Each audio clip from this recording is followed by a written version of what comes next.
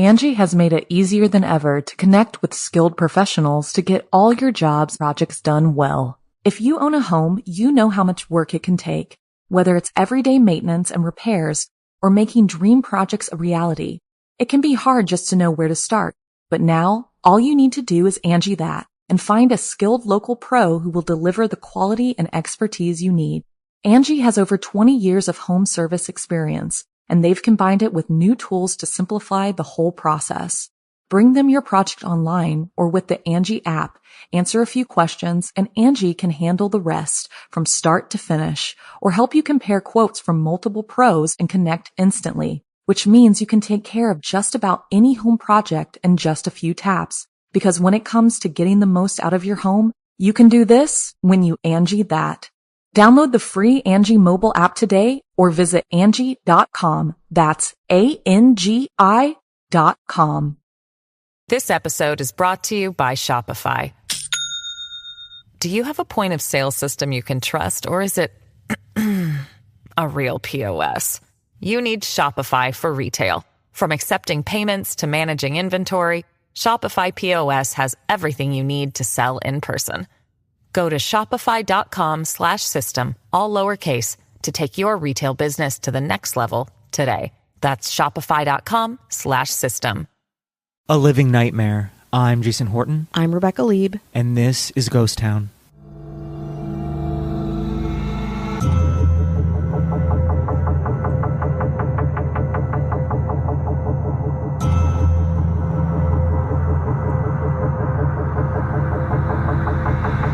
In April of 1828, Anne Martin was having nightmares. Twice she'd violently awakened with dreams of her missing stepdaughter Maria, dead and buried under a barn half a mile from where Anne lived with her husband, Thomas. At first she ignored it. After all, she didn't want to be perceived of as superstitious. But when the dream returned, she couldn't ignore it and told her bereft husband. This admission would unlock the secret to the biggest murder mystery in Polstead, England that ever would be. Today, we're talking about the case that was solved by a dream, 1827's infamous Red Barn murder. Maria Martin was born on July 24, 1801, to Thomas Martin, a mole catcher, literally a man who catches moles for a living, in Polstead, Suffolk County, England. She was attractive, bubbly, and good-natured, and had 2 children with men from the neighborhood, Thomas Corder, whose child with Maria died as an infant, and Peter Matthews, who didn't marry Maria, but did pay her a stipend for the care of her child, Thomas Henry. William Corder, the younger brother of Thomas Corder, of course, was very different from his brother. He was incredibly charming, but had faced some trauma. A horrible death when his older brother Thomas drowned, attempting to cross a frozen pond. In fact, tragedy struck more than once for poor William. Unbelievably, William's father and all 3 of his brothers, including Thomas, died within 18 months of each other, leaving William and his poor mother to fend for themselves and the farm.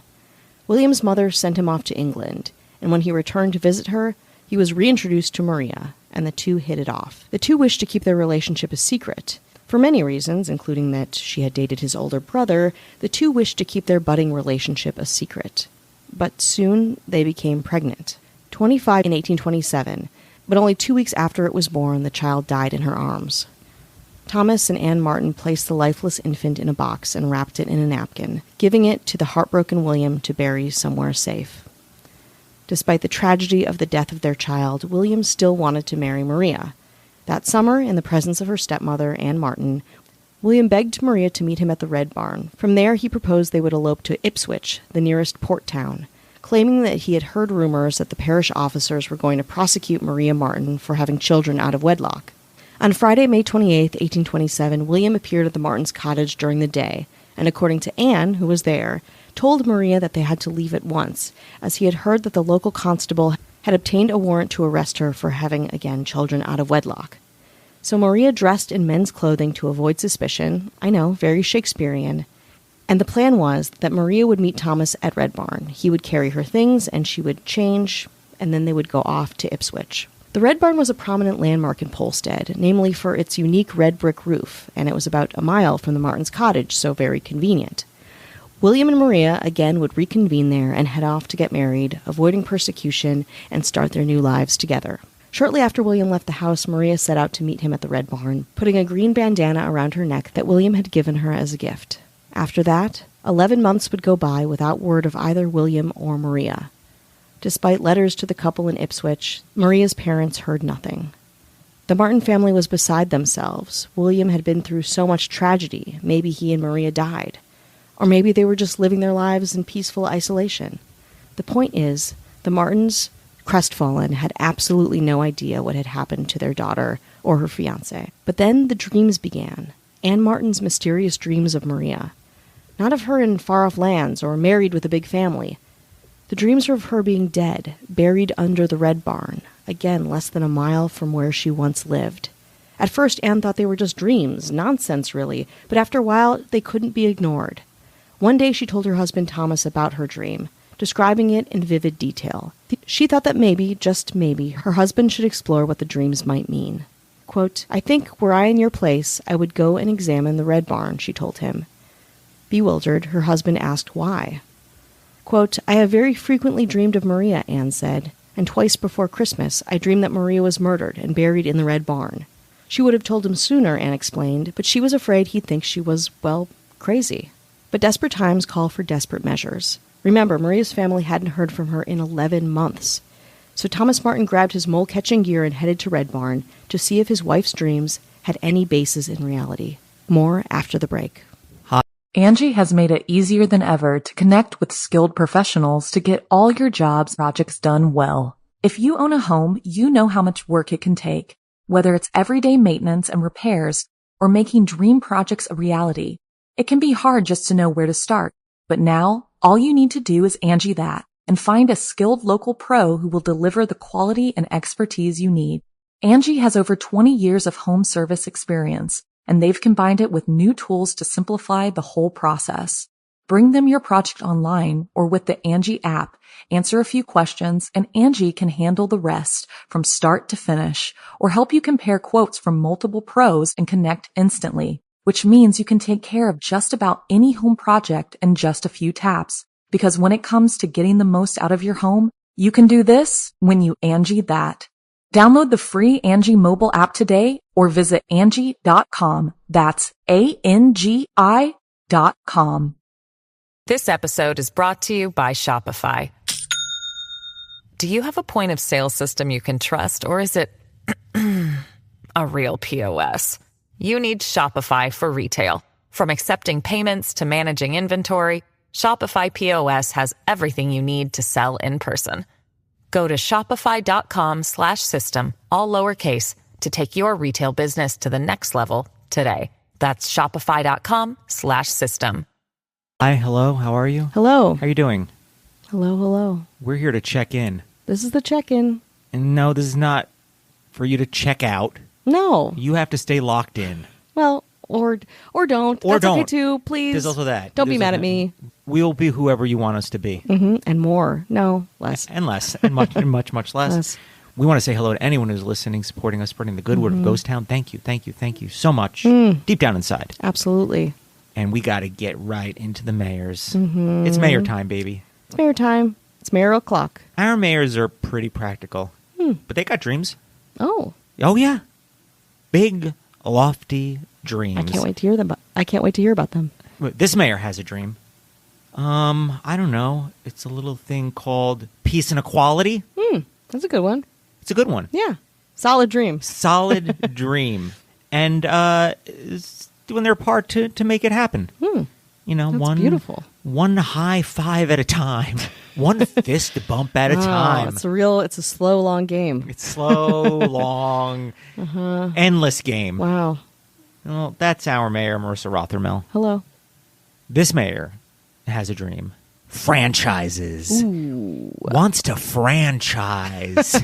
Well, I was like, I want my own Subway. Ooh. Oh, I was like, does she franchise out or does she get in on franchise? She gets in on franchises. Got it. She's getting in on the ground She wants to get floor. her chies on. Yeah. She wants to chies it up. Yeah. Chipotle, chies it up. That's right. Wendy's. Oh, Claire's love Boutique, it. I don't know. Claire's Boutique? Sure. Yeah. Wants to chies it up. Get at her if you have a chies for her. It's Casey Weber. Hello. This mayor has a dream. To rock. Ooh. And in what capacity? Listening to it. supporting it. Wow. I was like, no roll, just rock. Just wants to rock and doesn't necessarily need to take the front seat. Just could be an enthusiastic supporter. Pick up the merch. Beautiful. Give a little thumbs up on a Facebook post. Yeah, Facebook post. I like that. Just wants to rock. All right? Why should that be a dream? But apparently, in this day and age, it is, and we're here to support it. That's Matthew Clemens LeRae. Hello. This mayor has a dream to profit. Oh. Pure, unadulterated profit. Profit margins. Numbers, bottom lines, in the black. shoulder pads, Car phones, brick phones. Oh yeah, dinner resis, wheeling and dealing, shiny ass shoes. Those shoes are so shiny, and the hair is so slick. He just wants to show up at Elaine's. It's like an old school restaurant. Going to Elaine. Big hair, fast cars, aftershave. Yeah, just like Jordache jeans. It's a little too casual. It's a little too casual, but it's like when you're fair. with Gregory Jordache, Your family. Doesn't matter. Show this person the money. Kelly Meehan. Hello. This mayor has a dream. Property. Ooh. The land. Yeah. Ooh. Oh, you want the building? I want to own the land, so you have to pay me for it. What kind of property? Beachfront. Prime real estate. Good property. All of them, the big threes. Whoa. Beachfront, prime, and good. I thought you were going to say maybe a primo or like no, that's all you need. That's all you The Holy Trinity. Beachfront, good, prime. Yeah. You'll Cool. learn that. You learn that when you get your real estate license. Okay. Wants it, dreams it, gonna get it. That's Kat Joselle. Hello. This mayor has a dream. Flipping. Has a dream to flip. Flip a house. Flip a car. Backflip? You'll do backflips when you see what this person does when they flip that house, flip that car, flip Whoa. that friend. Just flip them all. Whoa. Take garbage and flip it. Wow. Nothing is static. Everything is It's being moving. flipped. Yeah. They're like, but we just moved in Nope, flip it. Flip it. It's always in perpetual motion. Wow. Constantly flipping. We'll never satisfied till everything's been flipped. And then flip it again. That's Ashley Matson. Hello. And then our governor, who doesn't have a dream because anything they want, snap of a finger, it happens. What is a dream but a want that's about to come true? Who said that? Me? Oh, Right now? I thought it was going to be Christina Carpenter. that's a current. Espresso. Yeah. Sabrina Carpenter. Sabrina Carpenter, Christina Carpenter, or maybe thinking of a Charisma Carpenter from Karen Carpenter? No, it's Karen Carpenter, but there's, Sure. I think, is there Charisma Carpenter that was on one of those like Buffy the Vampire Slayer type shows? Oh, that sounds familiar. Yeah. So- But you're talking about someone else entirely. I'm talking about Sabrina Carpenter. Yeah, that was talking about Sabrina Carpenter. No, Well, that's me. our governor, all those connections to all those people in points in time. It's annoying, or it's like, stop texting me. And what's a hand without a bottle or a glass of champagne in it? Apparently, what is that? What do people do with their hands if they're not having a glass of champagne in front of something in Iceland? No, Or now I'm at an art thing. I never believe in the Illuminati, except in the case of I feel like we're too close to it. And I feel like we're pushing it, but I feel like we need to be pushing it to get there. Okay. I'm scared, though, too. Yeah. Because I don't want to get on her bad side. No. Because nobody wants to get on her bad side. And whose bad side? Our governor, Avian Avian Noble. Noble. If you want no ads, no chit chat, bonus episode, no one out now, just the good stuff. 7 days free. You can check in, listen to that bonus episode, listen to the other 70-something bonus episodes. Yeah. Or you can give us a $1 or $2. That'd be nice. That's a dream that we That's have. a dream that we have. Just a couple It bucks. is literally is a dream. It's still, we're at that dream phase. Actually, at the time you're listening to this, we had just hit our 6-year my anniversary. Isn't God. that crazy? That is wild. 6 years. Like, I don't know how many, 500 and something episodes every single week without fail. In That's the very true. beginning, it was only one episode, but for 85% of it, it's been 2 episodes a week without fail, That's crazy. without money. Oh, why do we do it? I think we do it Because if we're not doing that, then we're just, I don't know what we are doing. Well, then it's just me on the internet. To Yeah. what end? You know, at least for this, it's like, well, here's the goal from all of your searches. I think if there are people that listen every week or mostly every week, and that's only, say, a handful of people. I don't know how many people it is. A couple of billion? You know what I mean? Like, Yeah, just a couple billion. couple billion. Just a half of the world's population. Population every single week. I was like, I wonder if they be disappointed, because I feel like there's a lot of this podcast I listened to, and I was like, they probably make one of the same thing, and I was like, I'd be bummed if you weren't there. Even if I don't listen every week, or I listen, like, you know, a couple times a month, I'd be bummed if you weren't there, like, showing up in my, you know, in seeing my that feed. little green box come up. Yeah. So Hey, hi you. And the rest of it is for that dream of $1 or $2, baby. Yeah. 1 or 2. That's it. 3. Didn't say 3. Whoa, Didn't too say much. 50 Actually, cents. I crumble under that kind of Yeah. pressure. So just I didn't keep say 50 it cents. I to, didn't say $3. So head on over to patreon.com/ghosttownpod. Do you want to get back to Let's get back to different England. dream? Yeah. A different, dark dream. So, on the suggestion of his wife, per her own dreams, Thomas Martin went to Red Barn to maybe, just maybe, find the body of his missing daughter. It was a traumatizing task, to say the least. But he did it, carefully combing the dirt floor with his mole-catching spike until he noticed an unusual lump in the dirt. From there, his spike caught on a chunk of rotting human flesh. Thomas didn't have to dig more than 2 feet to discover a shallow hole, inside of which was a sack. Trembling, Thomas Martin opened the sack to find a decomposed human skeleton with long hair and a green bandana around its neck. Thomas turned around and went home, immediately calling the police. He knew it was time to avenge his daughter's death, and he knew how to do it. Find William Corder and punish him. The police eventually found William Corder in West London, obtaining his address from an old friend. There they found out that William got married to a different woman named Mary Moore and ran a boarding school for girls. Strangely enough, and speaking to his ego and public nature, he had met his new wife Mary through a Lonely Hearts advertisement that he had placed in the Times, which had received more than 100 replies. When the police confronted him, they asked him if he had ever known a woman by the name of Maria Martin. Quote, "I never knew any such person, even by name," he responded. Cold. Of course, the truth about William would soon be revealed, namely that he was a con artist and a ladies' man, unaffectionately called Foxy because he was known to forge checks and steal animals from neighboring farms. On one occasion, he kidnapped his father's pigs and pocketed the money from the sale. By some accounts, that was not the life William wanted. Apparently, William wanted to be a teacher or a journalist, but his father refused to financially support that professional path. Instead, William sustained his bank account with petty crime. Or more. It's hard to say, considering his father and much of his family, including Maria's ex, his older brother, had strangely died.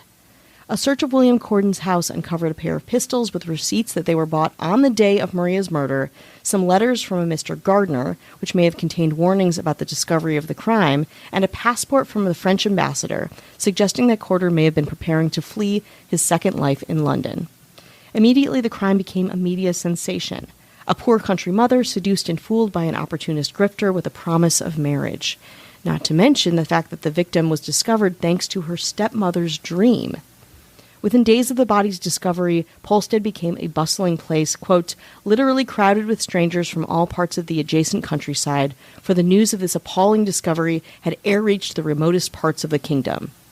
Journalist Jay Curtis reported in his book, An Authentic and Faithful History of the Mysterious Murder of Maria Martin, and I would be remiss if I didn't tell you the insane full title of Curtis's book.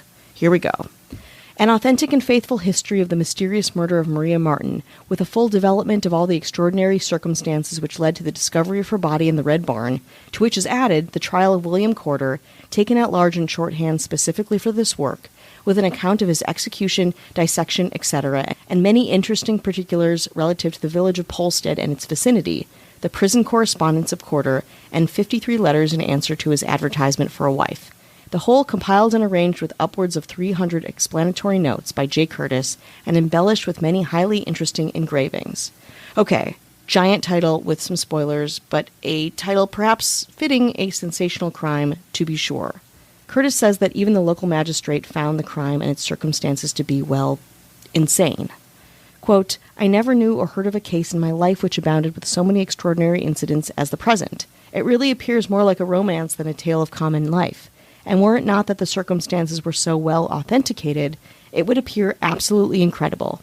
It, however, verifies the remark of Lord Byron that, quote, truth is stranger than fiction. In fact, as William Corder was arrested and then subsequently jailed, Polstead was having a great summer thanks to the crime, holding its most well-attended summer fair in ages and hosting theatrical productions, all telling sensationalized and inspired versions of the very recent, I must emphasize, Red Barn murder. By the start of Corder's trial on August 7th, 1828, the whole country was following the case. Thousands of people again flocked to Polstead, where tickets were required to gain entry into the trial. Nearly all of the inns and public houses in the county ran out of rooms for weary travelers who wanted to see how the case of 10 criminal counts against William Corder, including shooting, stabbing, and strangulation, would play out. A model of the Red Barn was even placed on a table in the courtroom, just in case people wanted to reference the scene of the crime. Of course, the guy had mountains of evidence against him. Anne's testimony, William's reputation, his own lies, and of course the guns and passport found in his own residence. But William Corder defended his name and blamed the press for his bad publicity. Reading from a written statement, he declared, quote, by that powerful engine, the press, which regulates the opinion of so many persons in this country, and which is too often, I fear, though unintentionally, the slanderer and destroyer of innocence, I have had the misfortune to be depicted in the most humiliated and revolting characters. I have been described by that press as the most depraved of human monsters. William went on to claim that he had indeed argued with Maria in the Red Barn, but he did not kill her. Rather, she had shot and killed herself. The young man claimed that he had panicked and had, quote, buried Maria as well as I was able. The jury deliberated for 35 minutes before returning a verdict of guilty, and the punishment, execution. Quote, my advice to you is not to flatter yourself with the slightest hope of mercy on earth, the judge would say. Quote, that you be taken back to the prison from whence you came, and that you be taken from thence, on Monday next, to a place of execution, and that you would be hanged by the neck until you are dead, and that your body shall afterwards be dissected and anatomized, and that may Lord God Almighty of his infinite goodness have mercy on your soul. On August 11th, 1828, a crowd of at least 7,000 people gathered around the gallows and watched William Corder be executed. His last words, which are surprising, quote, I am guilty, my sentence is just, I deserve my fate, and may God have mercy upon me. Corder actually gave a confession of sorts to the prison chaplain, claiming that he and Maria had gotten into an argument, potentially about their dead child, who had never received a proper Christian burial, which Maria did not like, and he had accidentally shot her in the face during a scuffle. Take that as you will. The day after Corder's execution, the body became the centerpiece of an autopsy attended by doctors and medical students from across the county. Corder's organs were removed and inspected, and his body was stripped of its skin, which was tanned and wrapped around the cover of a book chronicling his misdeeds. In 1846, Punch magazine would cynically joke that, quote, murder is doubtless a very shocking offense. Nevertheless, as what is done is not to be undone, let us make our money out of it. Indeed, over the next century, the Red Barn murder continued to fascinate the public, becoming a profitable cottage industry for artists and entertainers who wrote songs, poems, plays, and cheap penny dreadfuls about the incident. One particular recounting of the tale, published by the printer James Catnach, sold more than 1 million copies. Polstead would continue to be a destination for those early true crime enthusiasts. Some 200,000 people are said to have visited the town in 1828 alone, eventually stripping the Red Barn bare. The wood was reportedly sold as toothpicks to tourists. The book bound in William Corder's skin is still stored at Moysey's Hall Museum in Berry Street, Edmonds, Suffolk. And poor Maria? Well, after her body was found, it was buried in Polstead churchyard, but then exhumed and used as an exhibit against William Corder at his trial. But after that, she was returned to her grave, where her headstone was taken apart in chips by visitors as souvenirs. A wooden plaque was soon nailed to a shed at Polstead Church to indicate her grave, which still appears today. Maria's legacy, along with that of her murderer, William Corder, became widespread, again in plays, film, and other media. To name some other media that happened far after Maria's murder, there is the 1935 film Maria Martin, or The Murder in the Red Barn, the BBC drama Maria Martin in 1980. Playwright Christopher Bond wrote The Mystery of Maria Martin and The Murder in the Red Barn in 1991, and then there was a stage version of that. Folk singer Shirley Collins and the Albion County Band recorded a song in 1971 entitled The Murder of Maria Martin on their album No Roses. A part of this song is performed by Florence Pugh in the 2018 drama The Little Drummer Girl. Truly, our eternal fascination with the Red Barn murder goes beyond its modest beginning, spiraling into the realm of folk, fame, heartache, and of course, the mysteries of the subconscious mind.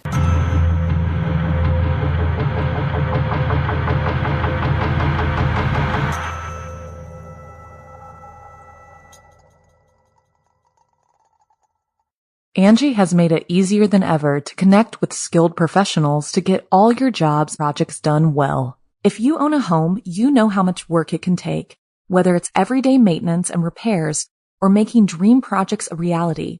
It can be hard just to know where to start, but now all you need to do is Angie that and find a skilled local pro who will deliver the quality and expertise you need. Angie has over 20 years of home service experience, and they've combined it with new tools to simplify the whole process. Bring them your project online or with the Angie app, answer a few questions, and Angie can handle the rest from start to finish or help you compare quotes from multiple pros and connect instantly, which means you can take care of just about any home project in just a few taps. Because when it comes to getting the most out of your home, you can do this when you Angie that. Download the free Angie mobile app today or visit Angie.com. That's ANGI.com.